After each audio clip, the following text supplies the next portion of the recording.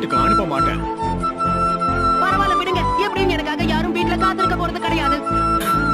கண்டிப்பா ஒரு நாள் ஹோகாகே ஆவேன். என்னால முடியும்.